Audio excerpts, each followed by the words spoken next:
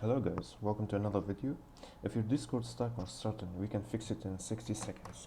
So first, press Ctrl Shift Escape, and that will open the task manager for us. And then we're going to select Discord and end or terminate the selected process.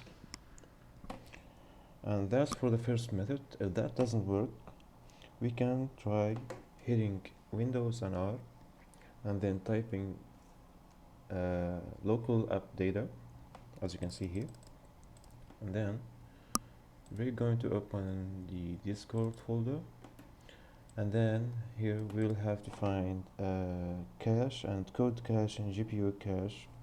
You're going to delete these three folders, and even if you don't find all of them, it's fine, but you're going to delete the cache folders, and then you can try launching Discord again, and that's it. Follow for more 60-second fixes.